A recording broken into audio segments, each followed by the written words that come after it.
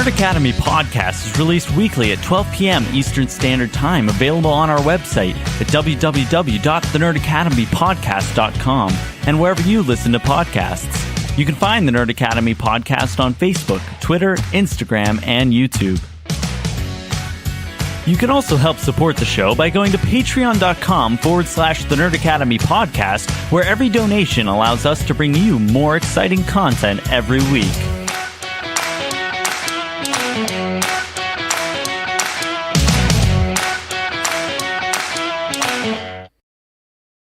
Good evening, class, and welcome back to the Nerd Academy Live, your source for nerddom news and commentary, broadcasted directly to you, somehow even less edited than normal. We're about a week late, but we're here for our D23 recap stream, a show that I think I would have been in a much better mood for a week ago. Without any piss and vinegar in my tone, talking about stuff that I am genuinely excited for. But I still have a bad taste in my mouth from that happening. But I'm sure it's going to come up when we get to the Star Wars side of the conversation. But we are going to jump into the conversation. But I am not alone. Of course, I am joined by our resident Green Lantern, Professor Travis Grossman.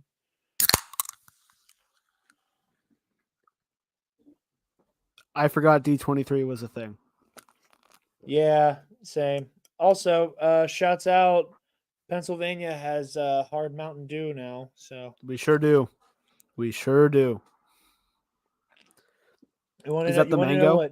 Huh? Is that the mango? Oh, orange. Okay. Dude, the Baja Pack, it's the best one.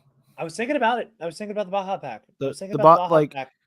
The regular pack, not a fan of regular or the cherry or the watermelon. The Baja Pack has no misses. See, they dropped the cherry and it's just watermelon now, which I hate because I really wanted to try the cherry. But you know how I made the cherry the other night?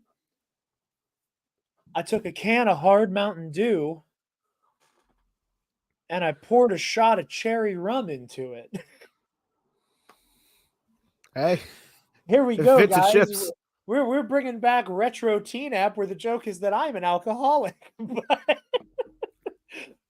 But we are not alone. We are joined by our dear friends from the Comic Book Cast. We have Armin and Mitch here joining us as well.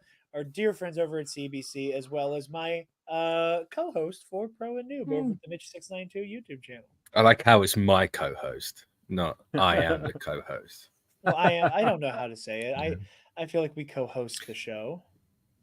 You're not going to invade my channel and take it, Jared.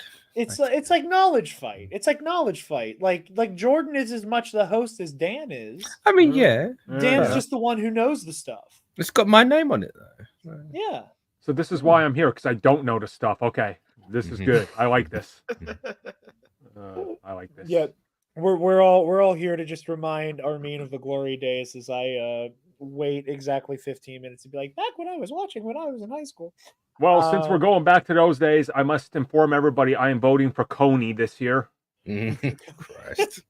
Let's just take that back to 2012, right as the podcast kicked off. So there's kids alive that don't know who Coney is. I know, right? They don't know Carl Weathers was the infamous Coney. R.I.P. to the legend. But yeah, no, D23 was not this past weekend, but the weekend before that. And we got some really interesting news out of it. Interesting is an interesting way of saying that.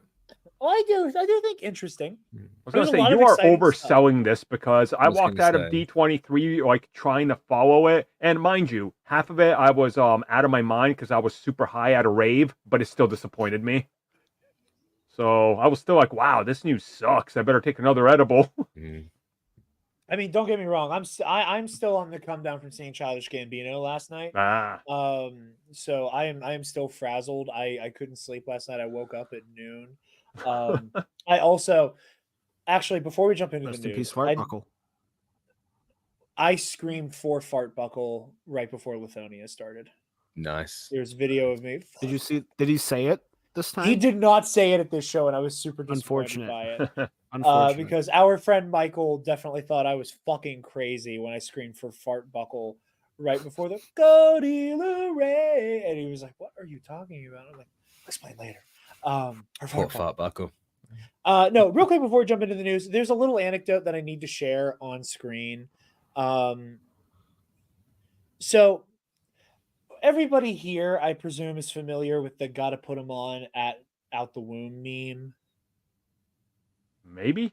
I mean, you Where- know, I understand the sentiment that you're saying when you say that. Okay, so you guys might be justifying. I hear Taylor laughing in the living room already, but so it's that meme where it's like it's a little newborn baby in the little bed with a phone in front of them, and then like the person takes a picture and it's like a Snapchat caption. It's like, had to put them on out the womb with like the emoji, right? And I was seeing it all over the place, so I made one of those memes. But I put the title card for Ionized Bastard Season 2 on the phone, right? Oh yes, I did see you post that. Okay. Yep. Yeah, and I thought it was funny. A bunch of the other Bastards people thought it was funny. Michael thought it was very funny. Not the Michael I saw the concert with, McCoy. But so I share it on the Nerd Academy Instagram story, right? Now, I don't know why or when this happened, but for whatever reason, when I share something on the Nerd Academy Insta story, it has stopped going to the Nerd Academy Facebook, started going to my personal Facebook page.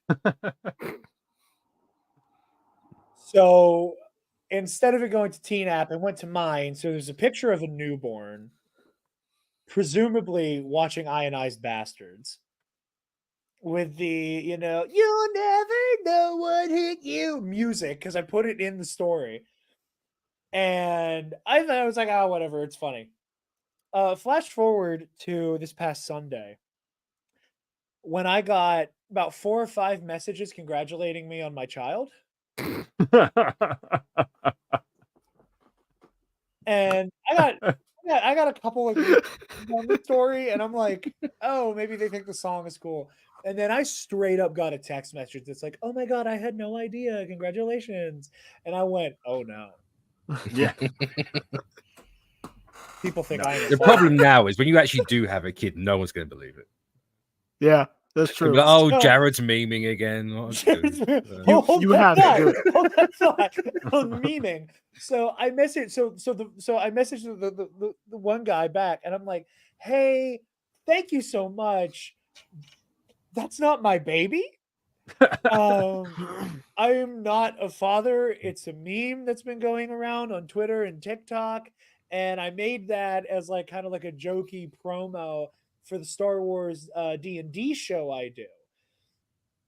And this person responded with zero irony at all. Why would you lie about being a new father?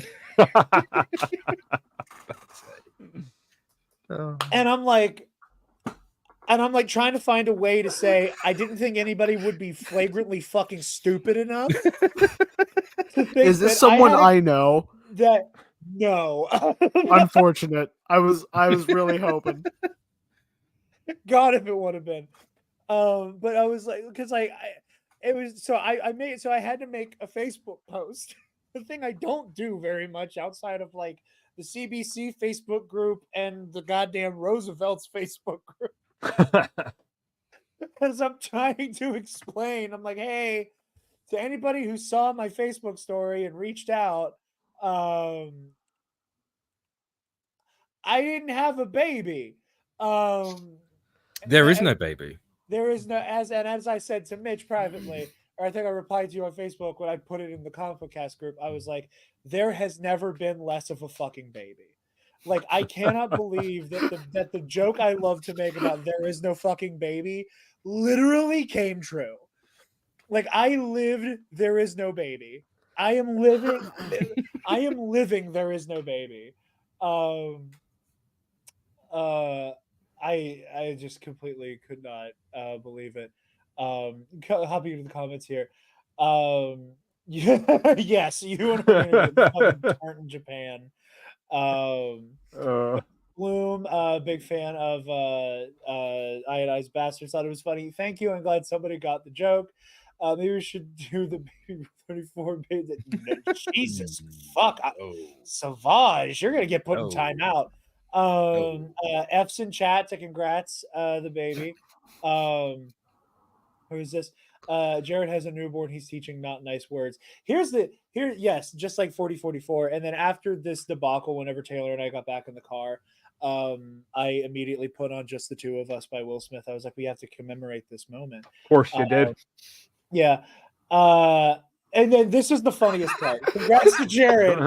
Nobody said anything to him because here's the thing. If she had the baby, people would know. There's like proof that a woman has had a child, right? If you're posting about a baby, could come from anywhere. It could come from anywhere. I just TNAP does MPreg. God damn. Yeah. TNAP is the Jedi Order. They just find kids high in Patreon. No. Jared's a Jedi. He just finds kids high in M counts, and he's like, "That's my child. I'm gonna make that thing a nerd. You watch." I believe it. I just. So that's where the Academy comes from. It makes sense. Oh my God. Put that in a paste bin, Army. This is it. Put it in the my first children of kids with just like wildly great Star Wars takes. But yeah, no, it was just so fucking funny that like nobody said anything to Taylor or about Taylor. And I want to make one thing clear as the final note on this. The person who sent me the message, who got really angry at me, saw Taylor and I days before this. Classic. And at no point was there any conversation about her expecting, her being far along. Nothing. Not a motherfucking thing to indicate that maybe Taylor was with child. Maybe he watched Alien Romulus, and from Facehugger to Alien, it's literally like 18 minutes in that movie because they have a countdown in real time. So I don't know. Maybe you're like genetically evolving humanity, you know? Is that what happened to the Deacon from Prometheus then? Probably, honestly, yeah. Because they've like sped that up from Alien 1 and 2 to now like it's instant. Yeah. Eli, I don't want to talk about it yet. I'm not ready to talk about it yet. I don't want to talk I'm ready to talk about Acolyte. We're getting there. But jumping into the Marvel side of things, we'll talk about the actual trailer we got first. Agatha, All Along of Harkness, Witch Wardrobe. I still won't believe that show is real until it's available for me to watch on Disney Plus. You've got like 4 weeks. Well, are you afraid they're gonna Zaslav the shit out of it and pull it right out? I just like. I'll be honest. Recently, I've treated Marvel the same way we treated DC in like the mid 2010s, of like they have a slate, which is sad to say. Yeah. But like, they give us a slate, and I go, okay, until I see proof. Yep. That shit's not real. Yeah. Agreed. I mean, on that topic, what upsets me, and the irony is not lost on me that I'm about to say this wearing a $70 shirt with Mickey Mouse on it. Fucking chill over here. They're supposed to buy you, Jared, right? Not the other way around. I know. You want this to get extra embarrassing? I bought this one secondhand, so it was more than $70. Oh man. And then it got restocked like 2 weeks later, and I was pissed. But classic. But what I think is weird about what you just said, Travis, because you're not wrong. Like I have been very resentful towards the hold on. I gotta make sure it's here. And thank you, honey. Love you. But the whole Marvel is in shambles narrative. I've been very resentful towards it because the whole my biggest problem with that is that people were saying that the problems were the things that weren't problems. Or at the very least, we're putting a devil on Marvel that was not exclusive to Marvel. Yeah. It was just that Marvel has had a run of being the pop culture juggernaut that has been so uninterrupted for so long that when they hit a speed bump, it was like one of those cartoonish speed bumps where it flips the fucking car over. Where, you know, like, yeah, like it hit the Jonathan Majors speed bump. It hit the speed bump that the whole industry hit with the strikes, which again, you're never going to hear any of the 4 people on this screen talk about their strikes in a negative light. Yeah. You know, that they needed to happen. The only any of the negative or unfortunate ramifications thereafter fully fall on the shoulders of the studios for allowing those strikes to go on as long as they did. Mm-hmm. You know, Yeah. just making sure that is out in the ether there as we speak. But when you look at the way that the entertainment industry and these companies are constantly tightening their belts because they are so hell bent on this infinite growth model, which is simply impossible. You know, I was listening to the Force Center episode today about the Acolyte cancellation, and even that verbiage is complicated. I'm sure we'll talk about that later. But with the Acolyte situation, how Joseph Scrimshaw, as he oft does, had a very clever phrase of the issue there. He's like, streaming is the worst thing to get into if your goal is infinite growth. Yep. Because even if you somehow could get every single person on the planet to subscribe to your streaming service, that's it. Right. You're done There's now. a hard ceiling. Yeah. There is a cap there. And you know what WB went through with all the DC slate stuff was the wheels fell off. The wheels fell off really hard, really early. And now we're seeing the same thing happen with Marvel, where it's like post strike, post you know, just the industry and these companies cannibalizing themselves, falling apart. Like, you're right, like they are in that same place of like, I'll believe it when I see it, and I hate that that's where we're at. Yeah. And I want to point out too, like the reasonings behind that sentiment are very different, right? Like when it was DC in like 2015 or whatever it was, when they had that big slate announcement and it had like 14 movies on it. And I was like, Marvel can't, like, even at the time, Marvel was releasing slates that didn't come through. Like they had the Inhumans movie that never happened. Infinity War or Endgame was Infinity War Part 2 still. Yeah. Like, and don't forget like the slate of Marvel Entertainment TV shows. There was like 6 shows in development that never materialized, you know? Exactly. And that's like things on the docket that didn't work out, but that's like those get sidelined when so much other stuff is going right. And right now, it's not even a matter of like, oh, Marvel's in shambles and I don't want to believe anything's working. But you're like, they just had so many circumstances out of their well, not the strikes, but like, you know, COVID is something out of their control. Oh yeah. Right? Like the move to streaming as an industry, while in their control, I understand how we get to this point, even with like semi-realistic like business you know what I mean? Like you're gonna follow where you think the money is, even though when you actually dig into it, it's a terrible business model. But I mean, like looking at, you know, we had San Diego Comic-Con, which we all talked about, and then we had D23. The optics I had going out of it was, wow, they gave us update on a bunch of projects, but why is it the 2 projects starring black male leads, Blade and Armor Wars, are indefinitely in limbo? Oh, I think you know why. That really hit me hard. I'm like, and that's 2 characters I love. You know, Blade, everybody knows I'm a Blade fanatic. Armor Wars, I mean, like Rhodey and War Machine, that's like my favorite part of like the whole militarized Marvel universe, even more so than Cap. And I'm like, I hate that these 2 films are seeing such an impact. And with recent comments Bob Iger made right after D23, that has me concerned, because he said no more diversity, we're playing it safe. And I'm like, oh, well, guess what's probably not going to happen now? Like, it's and I have had such a bad taste in my mouth ever since that, like, we've been focusing too much on messaging thing. Like, shut the fuck up. No, you haven't. No, you haven't. Like, and again, we talk all the time on this show, and you guys as well on CBC, where it's like there is not. We're not going to sit here and pretend that there is, outside of Andor, maybe, that there is any like radical political messaging happening in any of these shows. There are people of color and queer people in leading roles and behind the camera. That's the messaging.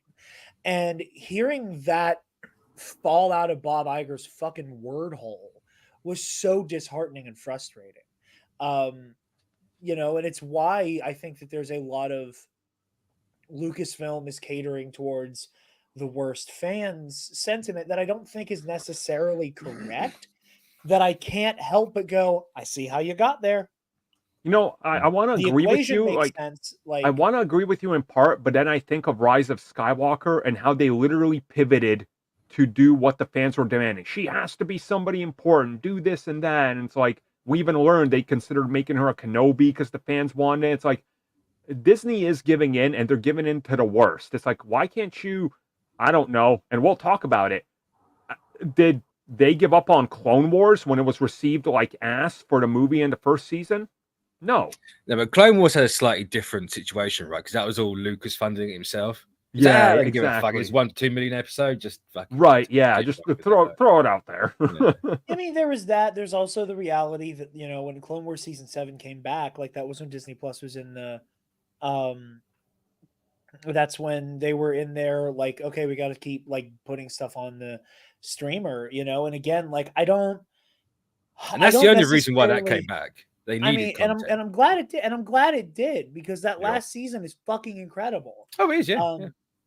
And again, I do disagree. Like again, I think that I don't think that it was an intent to pander. I don't think that they're taking the like, oh, this is what the fans want, so this is what we'll do approach to like stuff like Rey's lineage and whatnot. I do think on some level there was a little bit of like how like what can we do with her, and it was a little bit of like looking over here and seeing, well, these are ideas that are on the table, but I don't necessarily think that it was the driving force. And all of that is weird and hard to unpack, but bringing it back to Agatha, it's gonna be the best show. I'm telling you right now, it's gonna be good. I'm super excited for it. It looks really fun. No, Mephisto's not in it. Let's see if I have to take that L again. Also, we're real quick. I just want to hop over here.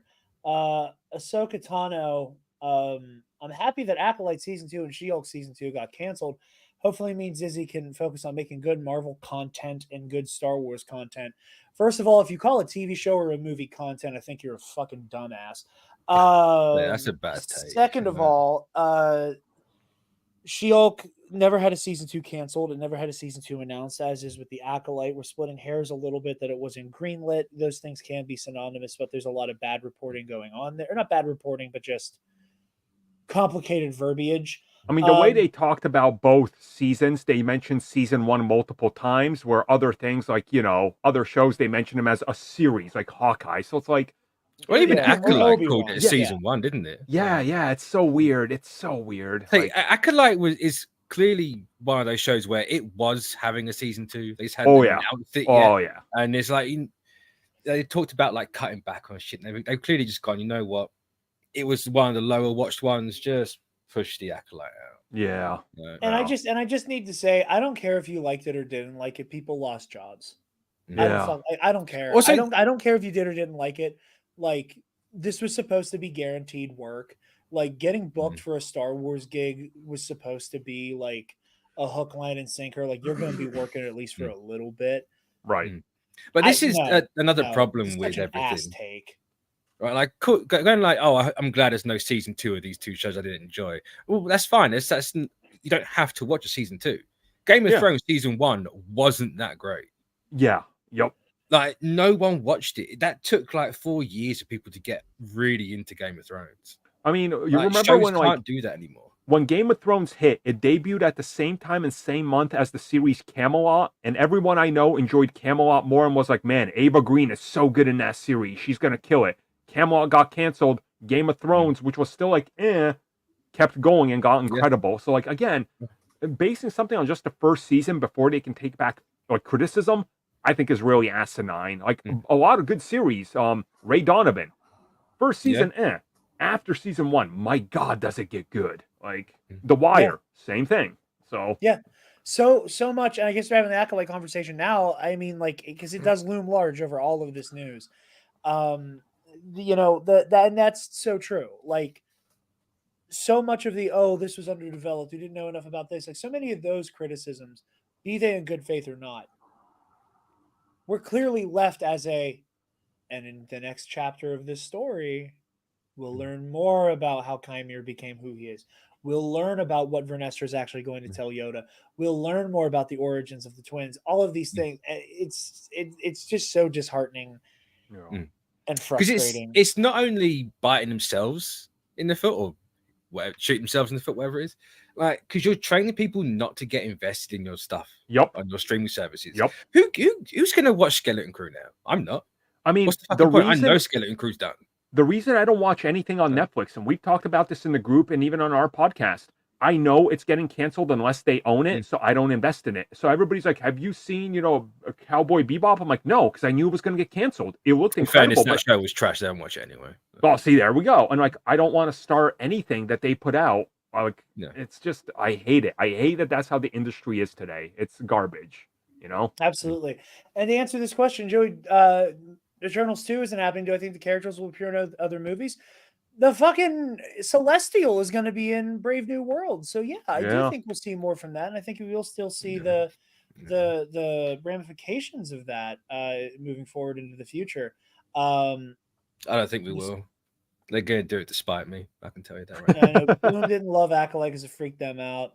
But it did deserve another season. Director Jake.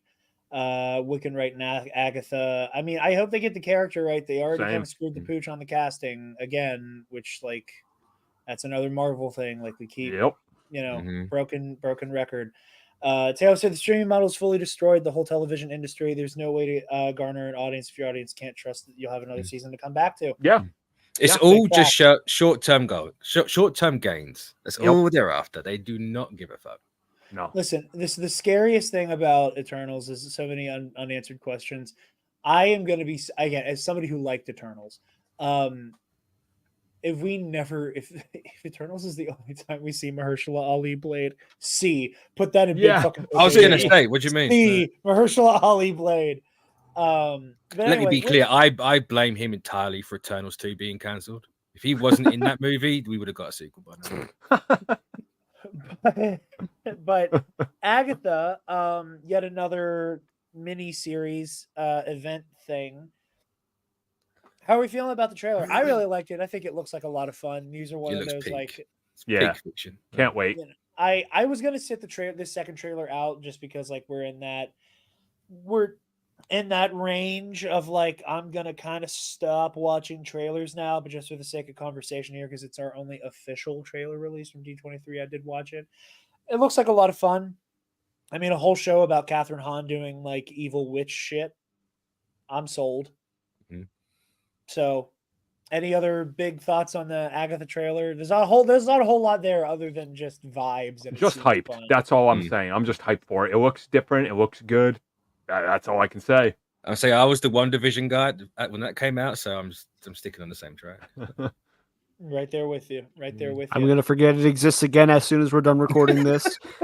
and when it comes out and everyone's like, I will, and then Twitter's gonna blow up with, oh my god, Agatha all along, we're here, we're back, and I'm gonna be like, all right, oh yeah, that's right, that is a thing. What's the official name? Agatha all along. Okay, that is it. All right. And I do stand because by of course it's going to be right. Everyone's shitting themselves. They're changing the title every 6 months. Because I don't know what they're doing with the show. Like, it's marketing, guys. Yeah, I was gonna say I stand by my conspiracy that was all a marketing ploy the whole time. Oh, it absolutely was. And they leaked it intentionally. That lead of marketing on Twitter was tweeting out every title. Like, it's clearly marketing. But yeah, no. So with that, the rest of these trailers are never officially released to the public. However, they did make their way online. So really quick as well. Yeah, pretty quick. Insanely quick. I just watched the Thunderbolts trailer for the first time before we started.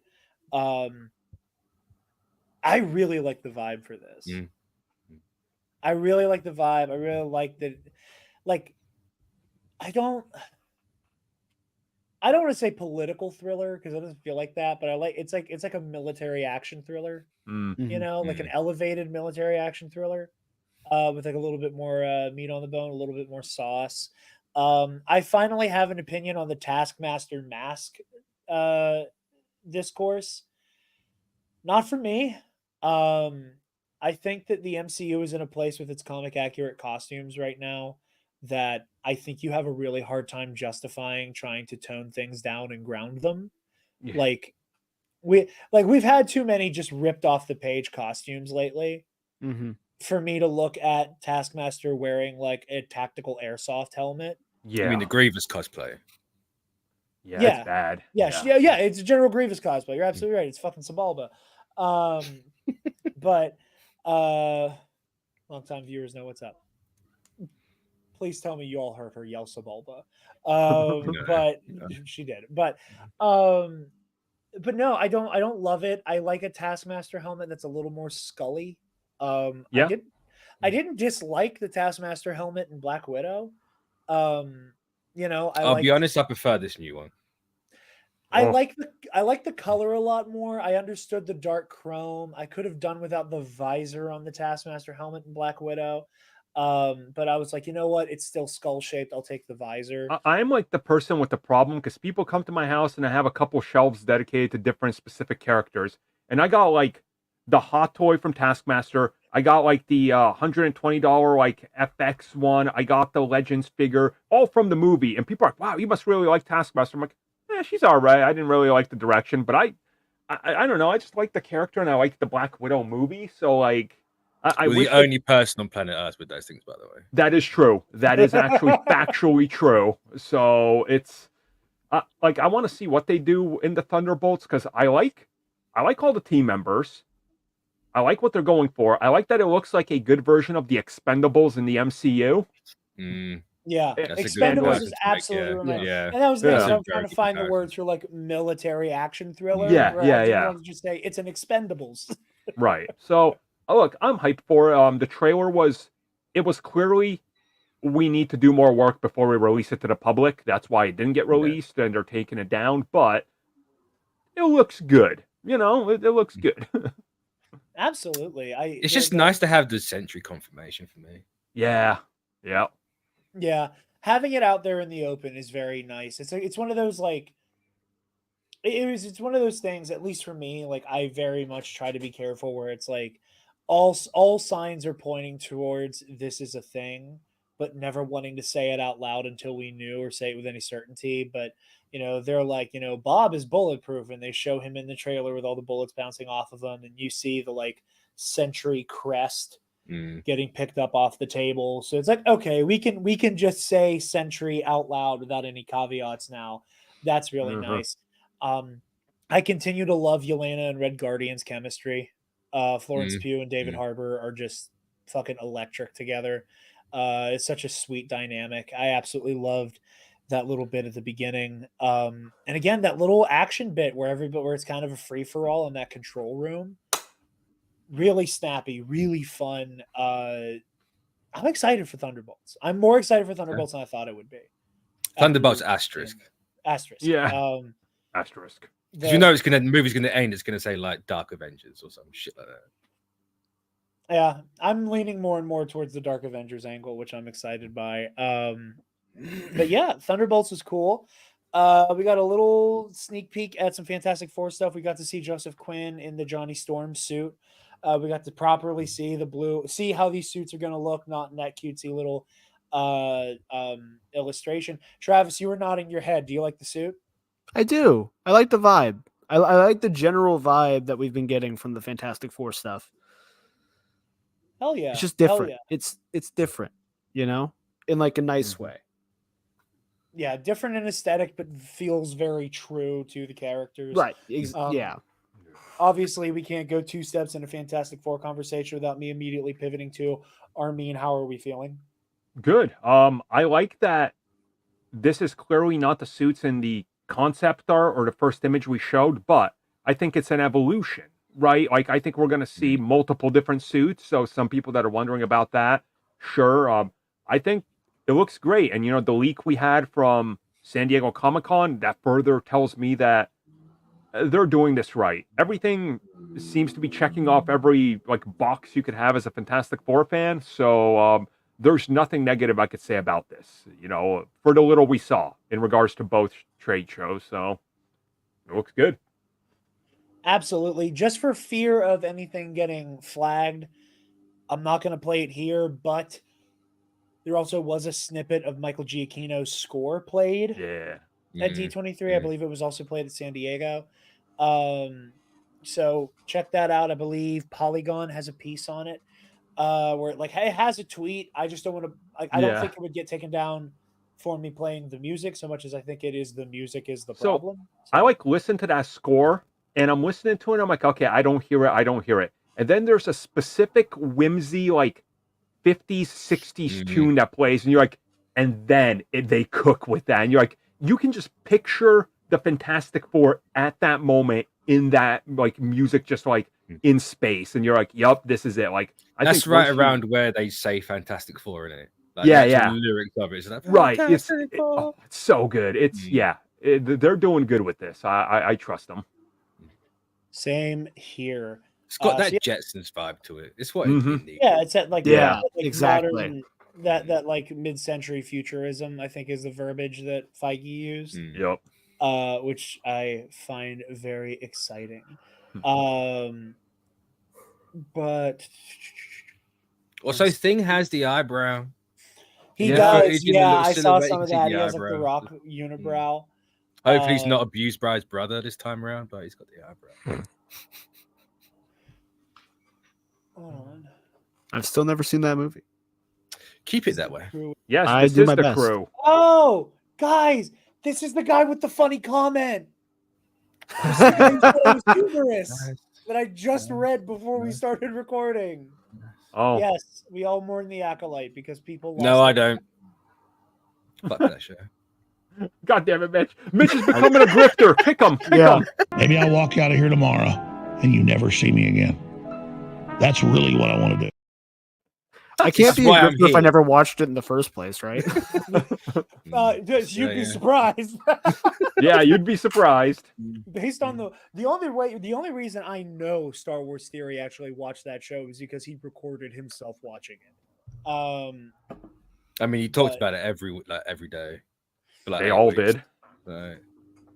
Yeah, I actually. Well, thing I didn't watch it, and I'm not constantly talking about it. Right.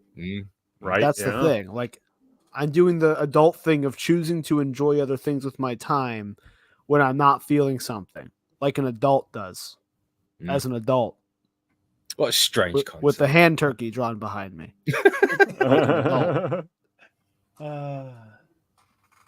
Is it not being insulting? I just saw. Okay. The grown-ups are talking. Anyway, Daredevil trailer. Wow. Yep. Wow.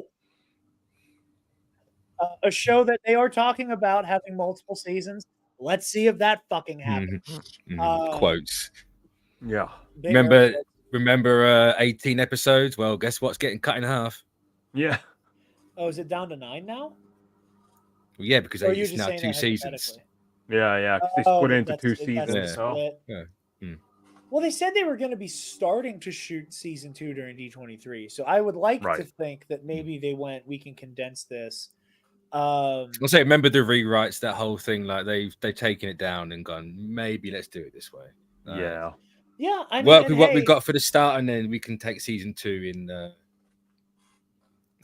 proper fixed direction. For sure. And I mean, and again, in my video about the Acolyte, I said this all throughout our Acolyte coverage. I think all of us can agree that the 8-episode model is awful. Trying to kind of homogeneously pigeonhole every single one of these shows into an 8-episode run hurts them in the long term. As someone from a country whose entire TV model is 4 episodes, sometimes at max, I can't. Yeah. The way your writers in America are going about it, yes, is awful. I'll agree there. You're not used to having to condense everything down. It can absolutely be done. I mean, you remember watch back like in a the Sherlock and a Luther. You can. yeah. I mean, remember back in the day, it used to be like 22 to 24 episodes a year. It was like, oh, like Agents of S.H.I.E.L.D., and like there was a lot of padding. You could tell, you know? Yeah. Everyone hates filler, but people want all the filler back. Go figure. Yeah. The issue is that, like, we can't just settle on the idea. I say we, like the industry can't, on the idea that, oh, I wrote this story and now I think it'll fit into 8, 13, 20, whatever like the correct episode number is for the show. Mm-hmm. It has to be the model because that model has sold before. Therefore, the model's what's working, not anything else about the show. You know? Because another thing as well, you're getting these like 30-minute shows that are 8 episodes, and that works for cartoons somehow. Not to downplay cartoons or animation or anything like that. That works with that model. They had decades of making that work. Live action needs to be like 45 minutes to an hour at minimum. Yeah, I agree. Yeah. Like if your final episode of a season or a show isn't like an hour and a half, like an hour and a half, like you have done something wrong. Mm-hmm. I agree. And I agree with Taylor's thing here. Like, I think there has to be a sweet spot. You know, like each episodes, like fun little filler episodes. Like, and again, I don't know why filler became a dirty word. I don't because know why... the anime community somehow got onto mainstream Twitter and decided filler is too much crossover. Yeah. Oh, way too much. I mean, and the other thing that frustrates me so much about it is, you know, filler became a dirty word, and then the discourse became what is and isn't filler. Because we'd have episodes of The Bad Batch that were designed to be character development episodes that stayed on one idea, that stayed on one like aspect of this character having kind of a mini journey unto themselves. But because we didn't move the immediate Crosshair storyline along, people called it filler. The same thing with The Mandalorian, where like, and that's the goofy thing is that the concept of filler, as it is like in the anime community, none of these shows have ever had filler. They can't because they're not adaptations of anything. They're stories written for this television show. The idea also the budget would not allow filler. Imagine spending like 8 million on a filler episode. Someone's getting fired. Like filler is supposed to be, oh, we adapted this manga into an anime, but we have these 3 episodes that are stories not in the manga. Right? That's filler. These shows can't have filler because they're not adapting in like one-to-one other material. We're getting a sparkling wine versus champagne. I mean, filler here. You know, there's also like it can't be champagne unless it's from Champagne. Like, I'm gonna ask you guys: does anybody here besides me watch House of the Dragon? Yes. Okay, so arguably one of the greatest episodes of any Game of Thrones episode to far happened this last season with the dragons. It was incredible hour of television. Everybody was like, "My God, this is what everybody wanted." When she was like recruiting the bastards and stuff. Right. It was incredible. Okay, there was actually like 3 episodes back to back. And then we get to the last episode, which is setting up the next season, and there isn't a giant battle. Suddenly the entire conversation is pointless filler episode, season, terrible series. I'm like, and we know they had to cut 2 episodes because of the writer and actor strike. And it's like, but at least they're building up something. So it's like, there's a discourse also among the fan base. If every episode isn't the greatest thing ever, and if you don't end the season with the greatest clap moment, everything's ruined. And it's like, I think short form videos have rotted people's brains. It's honestly like, it's happened. It's terrible, but it has happened. Did Taylor just shout something just then? She whooped for dragons and then she said fucking TikTok. In agreement with Armin. I agree with her. We're gonna get along in Japan. You two are gonna be a problem pairing. It's gonna be me and Shay trying to chase both of you down the whole time. But like with Daredevil, like, and what I think is so funny is like let's go back to the Marvel Netflix days, right? Oh my God. Everybody was complaining these seasons are too long. And it goes back to what I was saying earlier. Is like, I feel like there has to be a sweet spot between every other episode of Daredevil is Matt curled up in a ball, like tending to his wounds. Yep. And then the plot advances, which is a gross oversimplification, sure, but like it's kind of what it feels like. No, spot on. Point. That's exactly how it worked. Is every other is episode like, 7 every season that was always punched in the ribs. Yeah, his lungs are punctured, and then Ahsoka comes in and patches him up, and then he goes back out to fight. And I know her name is Rosario Dawson. I met her. It's just fun to say that Ahsoka Tano patched up Daredevil. But yeah, it's those seasons went on a little bit too long. Like, again, I think there has to be a way to find a sweet spot, because I think that these stories, the way they are pitched, is like, here's the idea. They go, okay, make it 8 episodes. And it's like, can't do it, but I'll try. And then we end up with some things that are kind of underbaked in certain places. Like, again, I love The Acolyte. Like, I was talking with some friends earlier. We were talking about, like, our rankings of the Star Wars shows. And I think it's sitting pretty at number 2 or number 3 for me. Mm-hmm. Obi-Wan Kenobi is a high bar to clear for me personally. But it's a Star Wars TV show where Darth Vader is the second main character, which by default, again, I am perfectly okay with admitting my biases. It's a show about Darth Vader partially. That's going to be hard to beat for me, especially with as much great Vader shit we got in that show. So that's a high bar to clear. But yes, I think there was a lot of weird pacing stuff with The Acolyte. I don't think anybody doesn't think that. Yeah.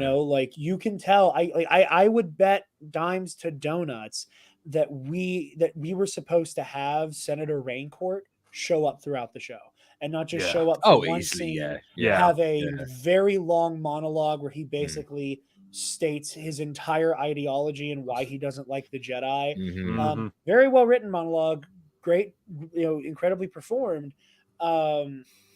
But he just kind of shows up and is like, I don't like the Jedi, and this is why, and the Jedi, and it's like, okay, cool. So we understand everything about you now, because we should have had you 3 episodes. Yep. It should have been a character that's sprinkled in.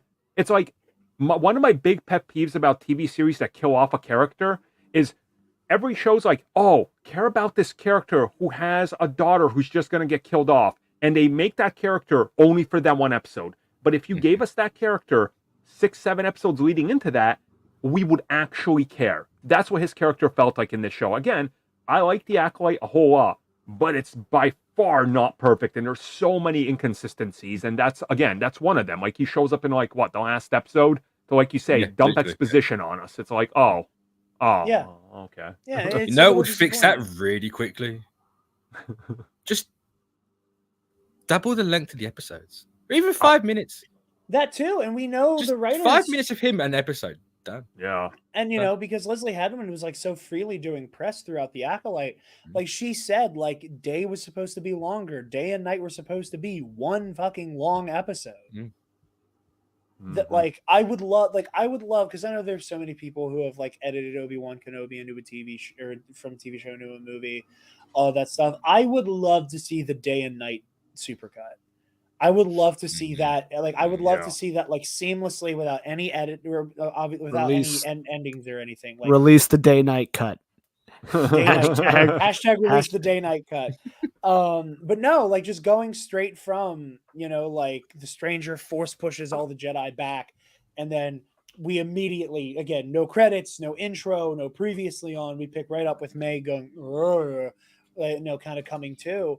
And then, just a heads up. I can hear thunder coming from a mile away, so that's why I keep looking over here. In case my power goes out, because it's gone out 4 times in the last week because of thunderstorms, that's why.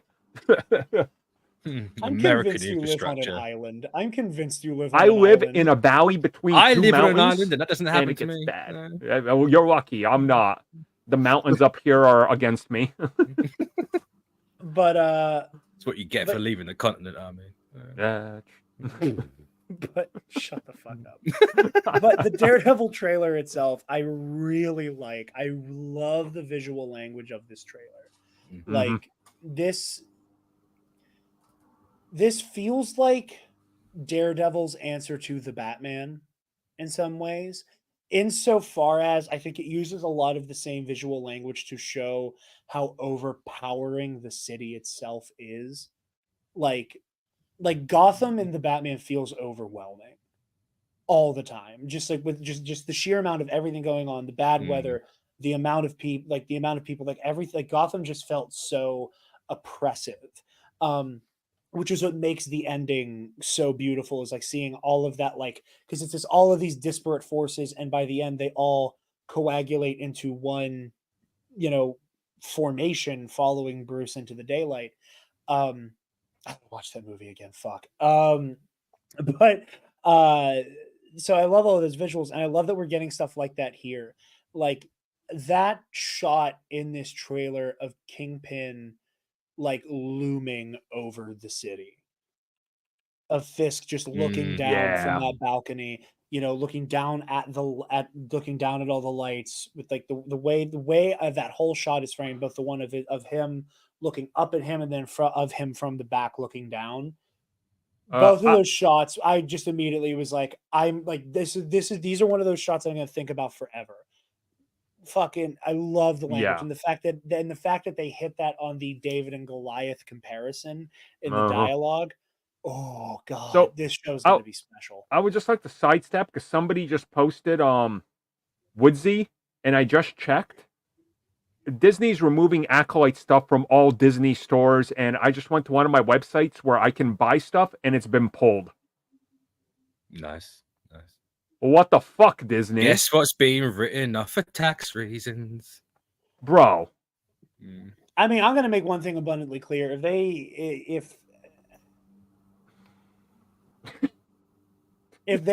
will, it literally got Willowed. I think they're gonna. If they Willow Acolyte, there will be a very strong conversation about coverage of Disney moving forward on this podcast. Fucking Christ. That's. I'm not down with that. Like it's oh wait a minute. Eli's saying no, the merch has been sold out for a minute. Oh, I was looking at it like 2 days ago because I was about to buy some stuff, and that's it. It wasn't there. Like, it was there. We'll put a pin in that because I plan on doing a KNR episode. We'll circle back to that, but I will say if the Acolyte gets Willowed, I'm gonna have a lot of opinions, and I'm gonna say a lot of shit that I don't know how much of it I'll actually be able to upload to this channel. But anyway, but yeah, Daredevil trailer. Also, the Devil's Work is never done. Fucking beautiful log line. Travis, did you get a chance to watch the Daredevil trailer? I did. Looks good. I haven't watched season 3 of Daredevil. I need to do that. So when they listen, it was a different time. Here's the when they launched like 3 shows in the span of 3 months with the whole season dropping at once. I was like, I can't keep up with this anymore. Makes sense. That's fair, yeah. Especially after Luke Cage and Knife, I get it. Yeah, I think the last one I watched fully was Luke Cage. Taylor's gonna save the Acolyte. She's gonna rip it and make DVDs for everybody. Get to eBay. Sorry, Jeff. I didn't cut you off. No, you're fine. I mean, I'm leaving this comment up for you because I think you'll get the joke better than I will. Oh,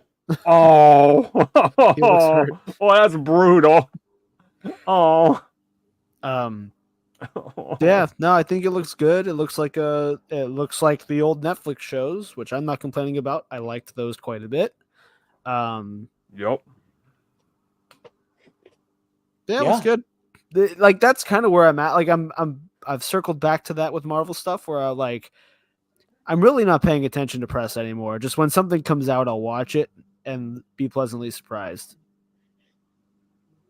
You're happier that way. I also haven't been tying you down to talk about the news every week because you've been busy.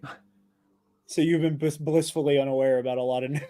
That's why you've been roping us fucking motherfuckers onto this show to start yelling about random shit. Okay, that makes sense. Yeah. I mean, You guys, Armin, you're covering the news every day, so I don't feel bad doing it to you. I need somebody else to suck off Daredevil. Bring on Armin. All right. Reluctantly, I guess.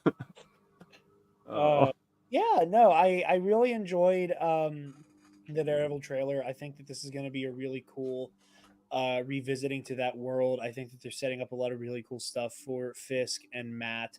You know, I'm curious to see what they do with Matt post She-Hulk. I'm really hope there is in some way it is addressed what happened in that show. I will be mildly frustrated if it is not. But Matt Murdock is also the biggest whore in Marvel. So if that was just a one night stand for him, I'd argue in comics. To be fair, in comic period, that's fair. That's a fair call. I think Nightwing comes second. Yeah, I was gonna say Nightwing's the other one. Yeah, they're pretty even. Yeah. But Matt Murdock comes last. That's why he's the first.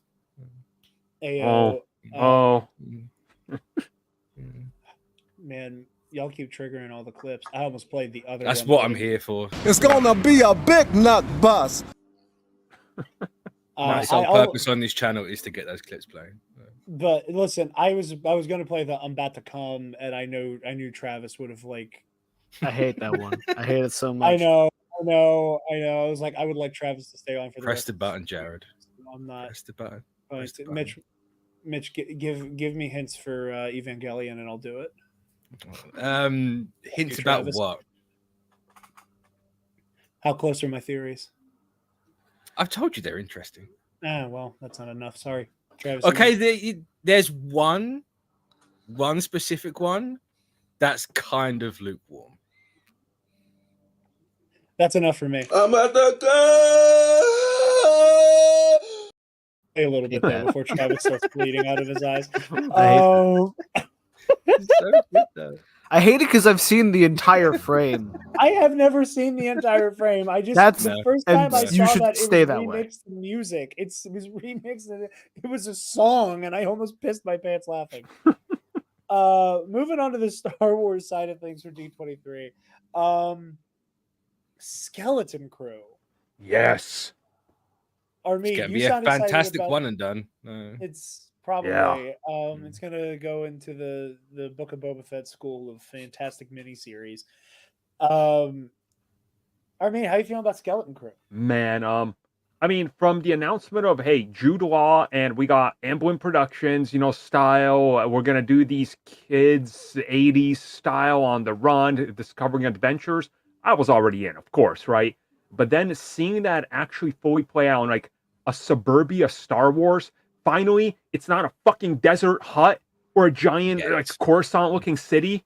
Yeah, yet, right? And I was like, this is it. Other elements of Star Wars I wanted to see. And like the story, the droids, the characters, everything about it jumped out at me as like, this looks unique and different. So I'm so hyped for this, man. Like this is it. So you say unique and different, and I love when Star Wars takes a wild fucking swing at something. Yep. I have not made up my mind about how I feel about Star Wars Suburbs. Like, no, I'm in the same boat. It's too. I get there's the whole like 1950s diner in the prequels. Yeah, whichever movie that was in, like that's fine, cool. It's surrounded by all other like sci-fi stuff. This literally is just like the Jetsons, but suburban. I think it's a bit too much. And again, and like Eli, you know how I get about. I didn't want to click on that guy's fucking comment. But Star Wars Suburbs is fun. It is fun. It's weird. It's one of those moments where it's like, ooh, this is too new. This is too. Ooh, you're challenging me, and I love that. Jared doesn't understand why there's bricks in Star Wars. Next, it's screws. Yeah, he's gonna have a meltdown. Alex Jones meltdown. It's like, is teenage like Ferris Sebulba going to be running over fences in the background of this show? Yes. Is that where we're going with this? No. Mitch is I want it to a crowd of Taylor by invoking Sebulba. It's the only name I could think of that would go with Bueller. But no, I like I like it, and it makes sense that it's there. You know, it's like it's the best comparison I can make is like whenever I was like reading both canon and Legends novels, like the phase 1 of the High Republic is a great example. One of the like core characters in some of the books, and she's been important in phase 3, is a reporter, like a TV news lady. That's really like normal and pedestrian, you know? Like so at first you go, that feels too real. But then it's like one of those moments where you go, but yeah, that needs to exist in the universe. Like, of course there's the news, you know? Mm-hmm. So it's one of those like I'm excited to watch it grow on me, and I'm so excited. Also, so fucking Jewish. You were so close. You were so close. Mm-hmm.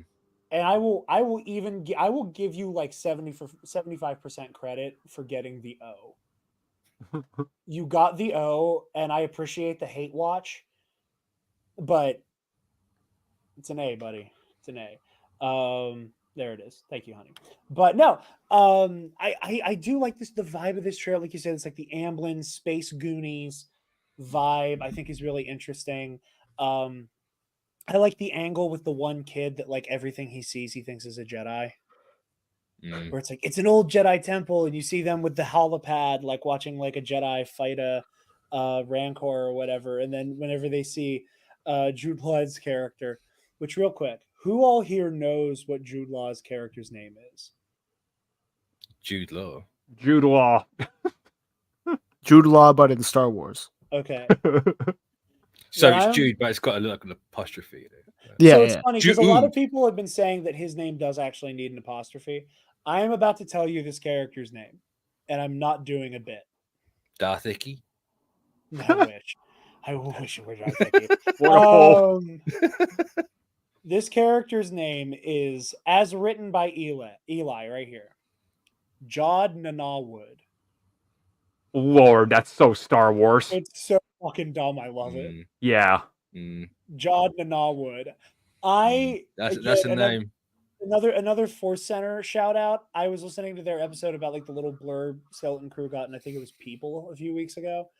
Or they basically had just a round table of Joseph, Ken, and Jennifer just all going John Nanawood, like all trying to figure out where the emphasis is supposed to be on this goofy fucking name. I love saying John Nanawood. So you have to say it like How Now Brown Cow. John Nanawood. Yeah. They're gonna do that in the first episode, I bet you. 100%. Oh God. See, that's another question. So Star Wars Suburbs, that's like a whoa kind of sell. Would it be too weird if inside of a Star Wars story in live action, they had characters going, "Your name is fucking ridiculous"? They better. Like, would that be too on the nose? Like, is that too? I hate MC. No, don't they got a character called like Dud Bolt or something? It's like in episode 1, I think it's one. Yeah, it's like pod racers. Bro, come on! Like Star Wars is built on dumb names. I swear to God, they just like threw stuff at a wall and like whatever was spit out. You know. I love a Dud Bolt. There is one instance similar to this. The whole like your name is ridiculous in the canon Thrawn novels, where Thrawn introduces himself to Anakin Skywalker, not Darth Vader, but Anakin Skywalker. He's like, "My name is Mithron Yarono," and Anakin goes, "Oh, pleasure to meet you, Mithron Narodo," and he goes, "No, that's not how you say my name." And then that's where he shortens it to Thrawn. Because Anakin is like low-key space racist and refuses to learn how to say this motherfucker's name. I believe it. Mithril Frodo over here, like, yeah, cool. Yeah. Eli, who is just now getting into the MCU, said they need to do a taser face bit with John and Norwood.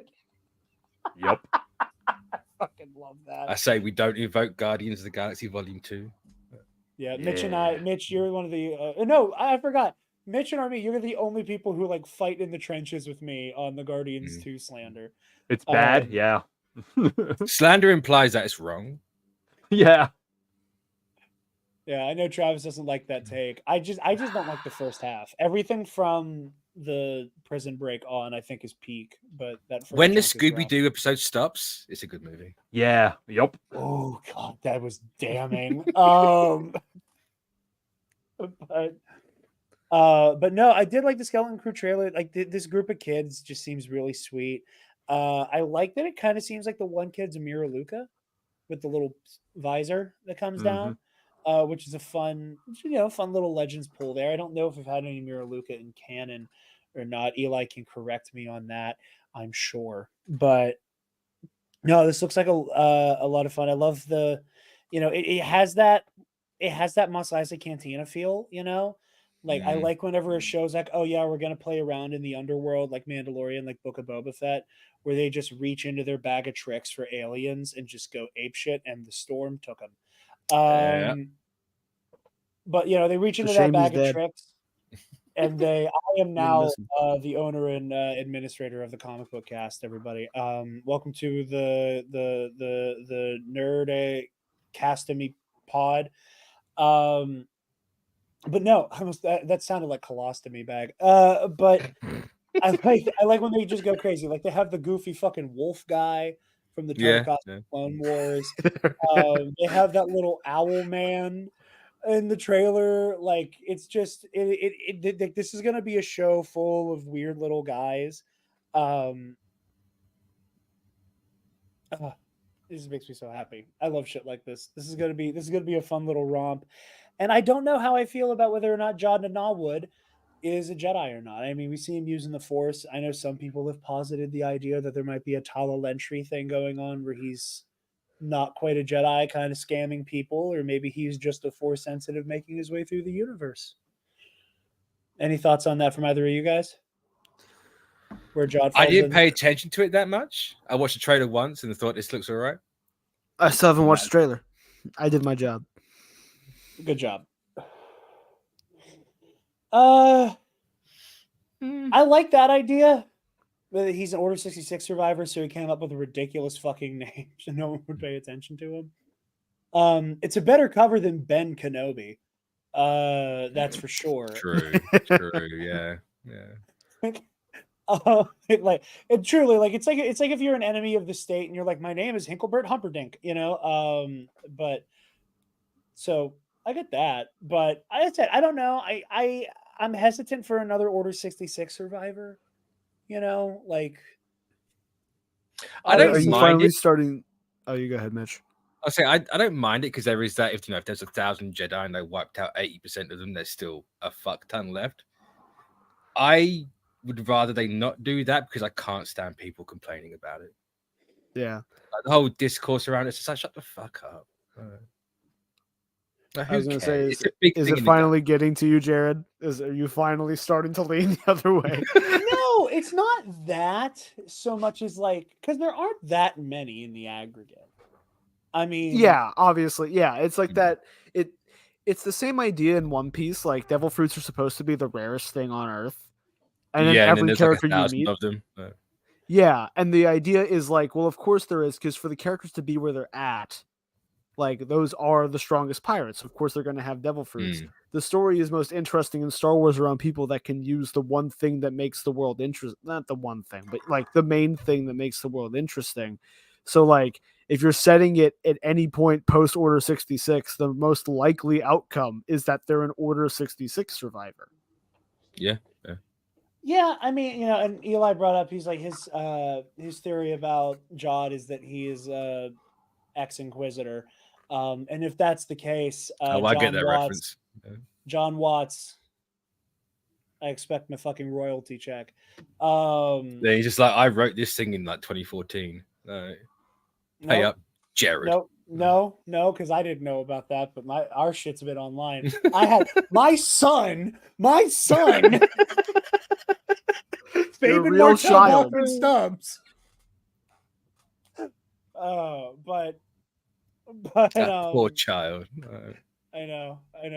He's so much Will Smith and Star Wars deep cuts, but no, my thing with the Order 66 Survivor angle is that like I've liked the framing so far. Like each time it's been an idea that I was skeptical of, you know, because like the deeper and deeper into this time period is where I'm a little bit more. You really need to justify what they've been up to. Yeah, like Balin Skull fucked off and became a mercenary. I buy it. You know, Jordan Norwood, if he's a I have to not laugh every time. But you know, Jordan Norwood like went underground. He became a scoundrel like type, and like you know, Jude Law said that like you know he's like a quick talking kind of huckster guy. You know, I'm into that.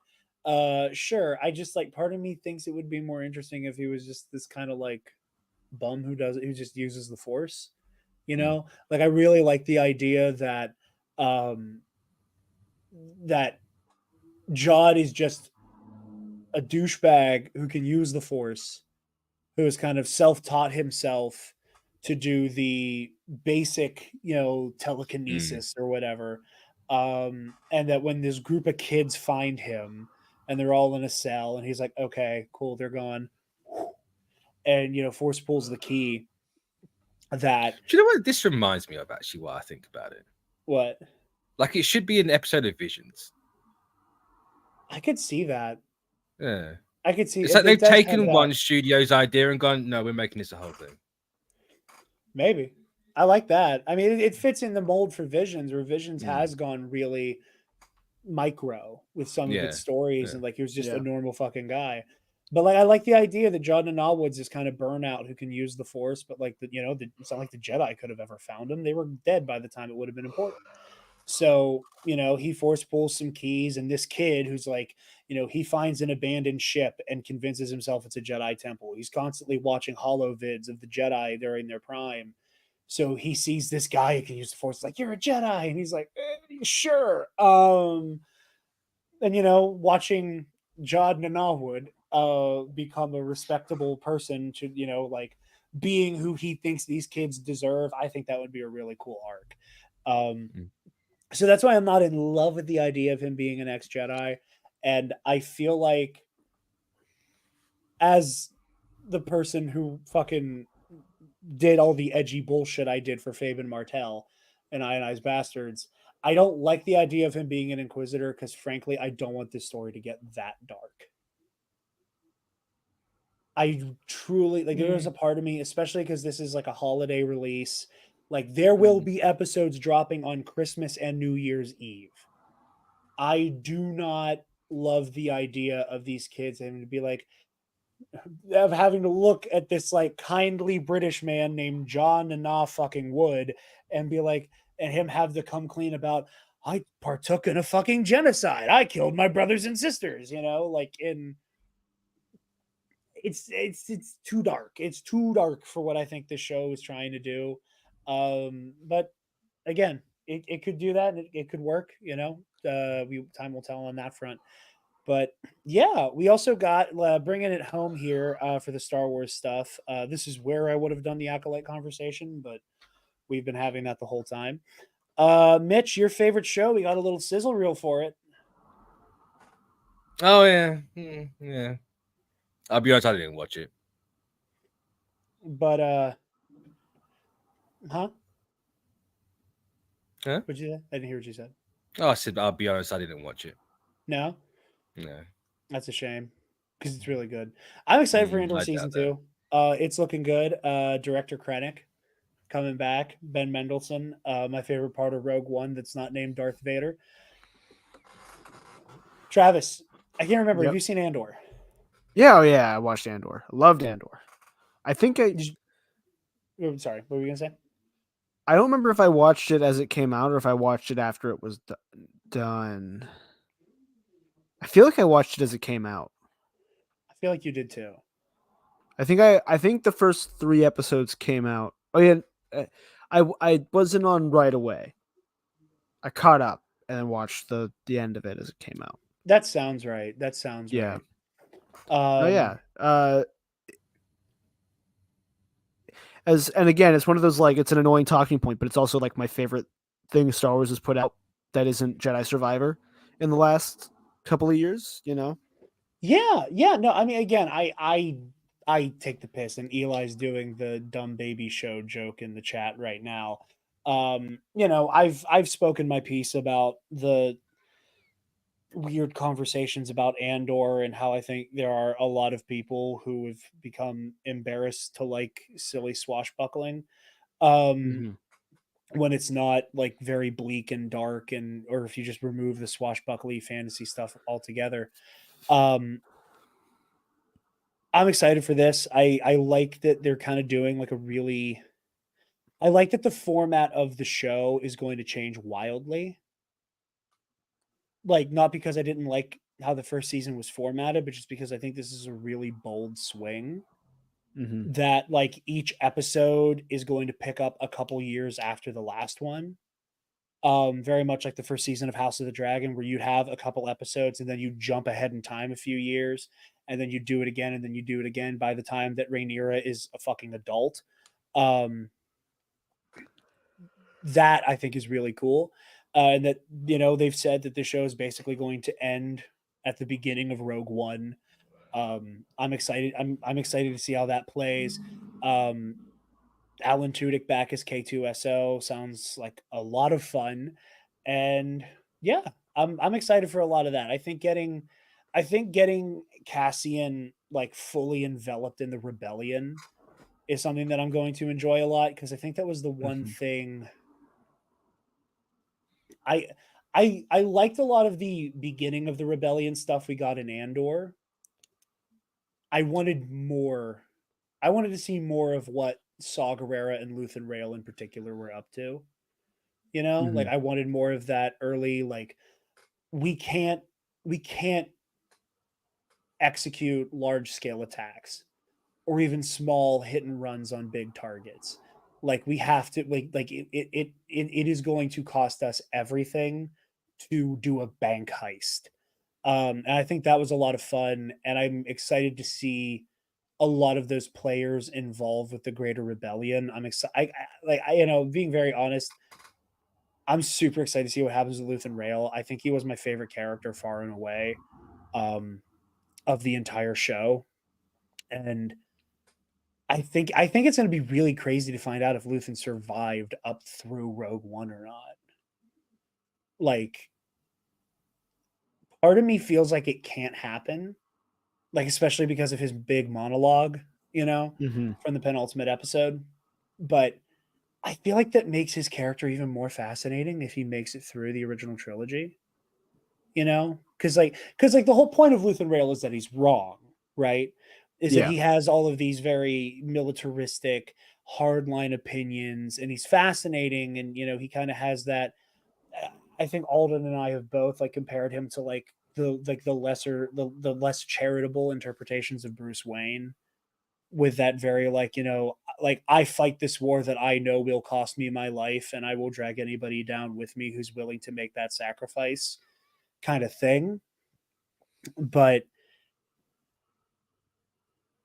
I think it's really fascinating if he does make it. Like, if he can see, like, if he gets to see that the rebellion can and will win, and if he sees the way that the rebellion fought to win, I'd be very interested to see if that's how his story ends. Like, I think you're right. I think it is a more interesting thing to show. God damn it, man! I had to open Facebook to get the invite for this, and now goddamn group chat's popping off. I know it exploded. But anyway, yeah, the words. I think it's more interesting to show him surviving and possibly changing his opinion on things, if for no other reason than to show that that's like a natural thing people can do. Yeah. Because like a lot of people I know and the internet at large seems to believe that that's not the case. Yeah. You know? Like, just talking about that, I'm just having this moment, like I'm envisioning, not that Andor would do this, because I don't think it is in Tony Gilroy's storytelling sensibilities to make a swing like this, but just as like a one-off comic or a novel or something, like a moment. Like, I would love to imagine Luthen Rail being in the room during the Endor or the Yavin 4 like medal ceremony. Mm-hmm. Like, he's just one of the many people standing there while Luke and Han and Chewie are all decorated for what they did destroying the Death Star. And for Luthen to just kind of sit back and know, like, the kid you helped train up, who you fucked over in many ways, but chose to fight this battle on his own terms, rejecting your ideology, helped make this happen. And I would love to just stew in how that would, and like what that does to Luthen Rail's whole philosophy. Is coming away going, damn, like I was wrong. Like I was right that we had to fight the Empire, and my heart was in the right place. But I would love to see Yavin 4. I would love to see the Battle of Endor through Luthen Rail's eyes. And how, like you said, like that affects the way he looks at how he thought they had to persecute the war against the Empire. But yeah, last little thing, we got a little teaser for Mandalorian and Grogu, a movie that I am more and more convinced is actually just Mando season 4. I wasn't on that tip then, but I am now. It was always going to be just a season 4. But a lot of this stuff looks cool. I know people have been talking about the return of the Razor Crest. I've watched this trailer several times, and I couldn't quite see the Razor Crest at any point. But a lot of the action looks like a lot of fun. I like the snowy mountain, seeing Din and Grogu and like the AT-RT trying to like haul ass past the AT-ATs. Not a whole lot there. We got to look that Zeb Aurelios from Rebels will be in Mando and Grogu. So yeah, that's pretty much the D23 roundup. If anybody else has any other thoughts, we can get on out of here and do our pluggables. Isn't the ship that Zeb walks out in that trailer the Razor Crest or a Razor Crest? It looked like they were sitting in a ship together, but I couldn't quite tell what ship they were in. It didn't look like the Razor Crest cockpit, but it's also like a potato cam, like I think there's a shot of them walking out of the ship, isn't there, as well? Maybe. Let me take a look real quick. I'll mute it. I'm certain that's the shot where you can tell that it's like a Razor Crest. Certain of it, but if it's back, cool. There's more than one of the same ship. It's like seeing it one Ford Fiesta and being surprised at another. Shock fucking horror. There's more than one of these things. Calling it a Ford Fiesta is fucking crazy. I'm gonna start calling every Star Wars ship just a random car make and model. Do it. Yeah, I'm looking right now. He's currently driving a Honda Accord. 100%. I'm pretty sure people called the Razor Crest his Honda Accord for a while though, which was the Honda really Odyssey funny. Now. Well, fuck's hard. Yeah. So, okay. Okay. Yeah, you were right. Like I said, I was trying to watch this on the potato cam, zoomed all the way in. Yeah, it does look like the Razor Crest is flying into orbit, and there is that. It does like cut to a shot of Zeb and Din talking to each other. It's like the "good luck, you're gonna need it" thing. No, it doesn't look like they walk out of the ship. Yeah, this is all the I could be inside misremembering of what looks it. like Hoth. I mean, I'm not sure. I mean, like I said, could Din get his hands on another Razor Crest? Sure. You know, I think that one of the things that has always frustrated me about this fandom is the way that everybody wants it's like they want to have their cake, eat it too, and also have a pie. Where like the amount of people who like I saw throw these weird temper tantrums during Mando season 3 about like, you know, they got rid of the Razor Crest because it was like the Razor Crest represented like how Din and Grogu like would always have a home together with each other, not necessarily like a terrestrial home, and they traded that away so that they could have more snappy space battles. And then they brought back the Razor Crest, and now everybody's like, "Oh, they just can't make up their minds." And it's like, fucking pick a team, because now they do have a terrestrial home, so now they have both. Like, I don't know. I'm very excited for this movie. It is no secret that I love The Mandalorian. The Mandalorian was a come from behind kind of ambush for me as to how much I would love that show. When it was announced, I was very much, oh, cool, bounty hunter show. There's no Jedi, so I will hold my breath and kind of watch this as it comes along, but I'm not super invested, just because, I like my space wizards.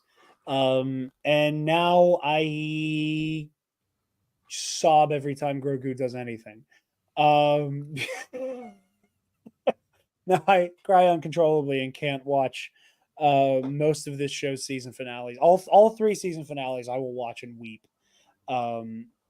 Because of this man and his 50-year-old baby. Because Grogu reminds you of your real life son.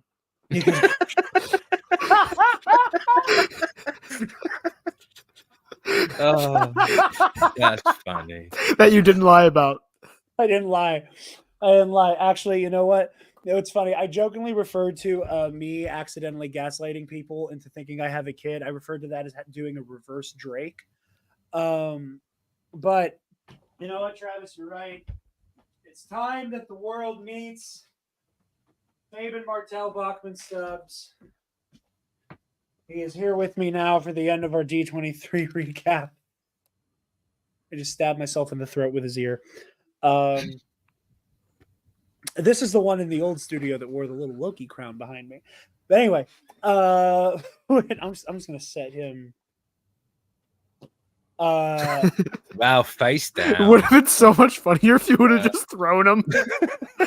Okay, first of all, I set him down like this, and he likes that.